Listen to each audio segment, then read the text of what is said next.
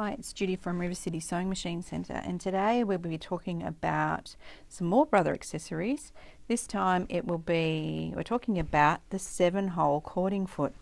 Now this is a little bit different, this foot. It's got 7 holes embedded in the front of the foot, and they're designed, as you can see, to put cord through. So you can do really decorative trims, and this is the kind of thing we're doing today. Okay, so that gives you an idea of that you can do a wide, almost like a ribbon braid, that with any of the decorative threads that you've got. Maybe you've got decorative threads that you've never used. You may have got them as a package from buying a machine, or you found some really cool threads at a show and you've never been able to use them. Well, look how really cool this can be.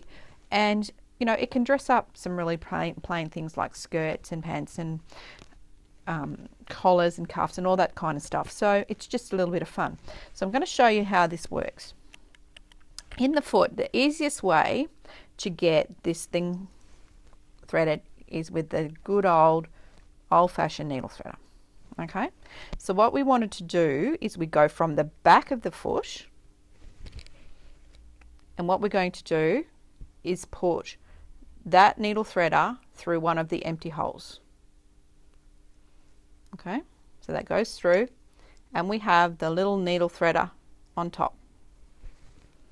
What I'm going to do is pass the cord through the hole and the needle threader. Sorry. It doesn't want to go through, and just because the video is running. So we get that through, pull a tail, and then just pull it through the hole. That's all you need to do. Now, I like to secure them on the other side so that they don't all fall out, because if they're secured, then everything's happy. I'm happy, machine's happy, everything's happy. So we're just going to tie a knot. And hopefully I've caught them all. Okay, so nothing's going to go anywhere.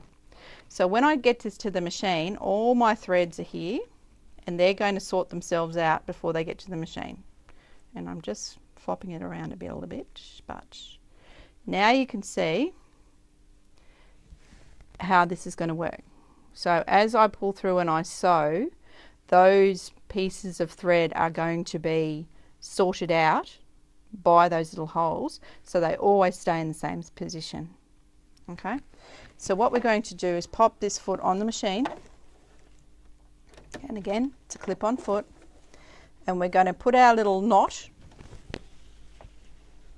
off to the back of the fabric, and we're going to run from the edge forward, and we're going to do some really sort of nice little slight curves. Okay, so we've got to set our machine to a triple zigzag. So on this NS15 we're looking at stitch number 9, and we're going to make our stitch width about 6. Okay, now I've only got 6 cords in.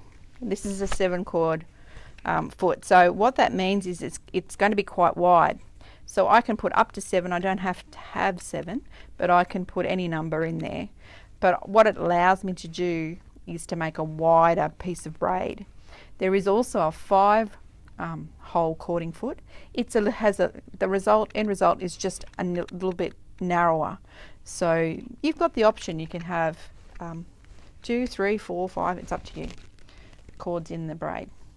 So what we're going to do now is pop the foot down, and then we're just going to lock off those cords, and I like to do that just by lowering my stitch length. Whoops, wrong way. Down to 0 or close to it. And what will happen is it'll just do very short stitches for me. And then all I do is make sure that these cords are being fed through, and I'm just going to go nice and easy. Better bring my stitch length back up to about 1.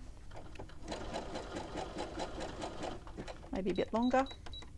I can keep trying, and I can adjust as I go. So as these cords are coming in, I'm not pulling on them. I'm not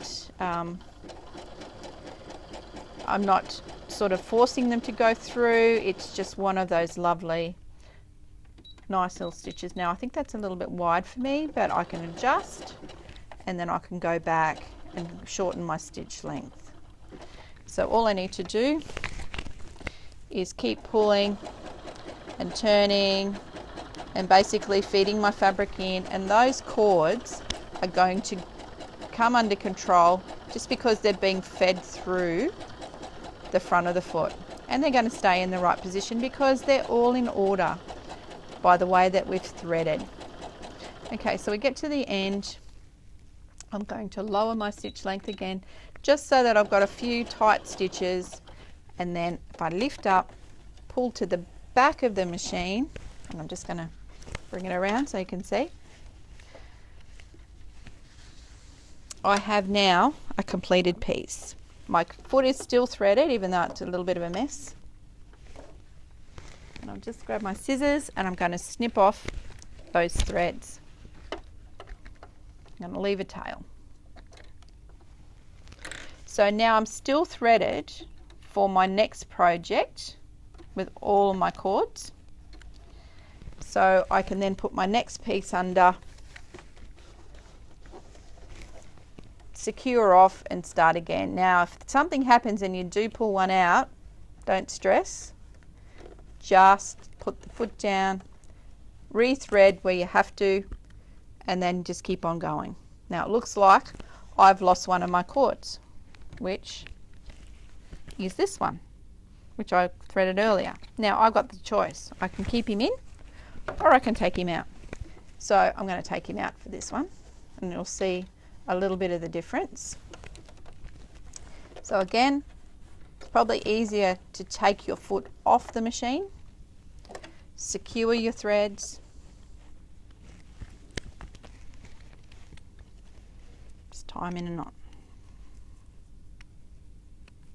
Okay, now whatever you do, that thread, that foot is not going to come out with all the cords.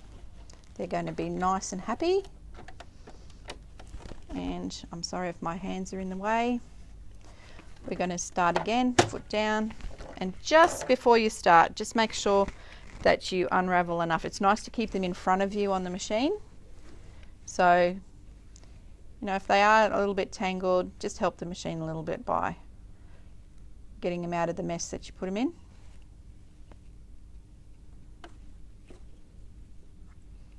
I mean, this will happen as you go through the foot anyway, but it's just nice to, this one does not want to undo. Okay, and then you can start all over again. So lock off.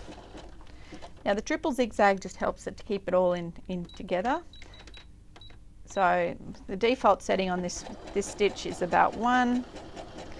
It really comes down to what kind of fabric you're using. You can do the adjustment, and you can use some other, maybe some metallic decoratives on top, some invisible thread, that kind of thing. So you're not locked in to have just a regular thread on top.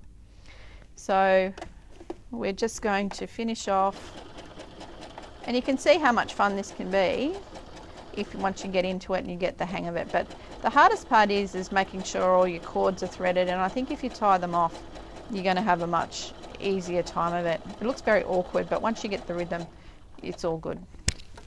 So again, I'm just going to drop the stitch length and just secure those cords off. It's almost like a couple of locking stitches. Pull up, pull towards the back of the machine and give yourself a bit of leeway, and then cut off. So there we have it. Another variation with 4 cords. Oh, sorry, 5 cords using the 7-hole foot. Now that just gives us a wider braid. If you'll see the 5-hole cording foot is just a little bit narrower, like I said. But I hope you have a little bit of fun with that one, and we look forward to bringing you some more of the Brother accessories in this episodes to come. So happy sewing, and it's Judy again from River City Sewing, wishing you a happy day.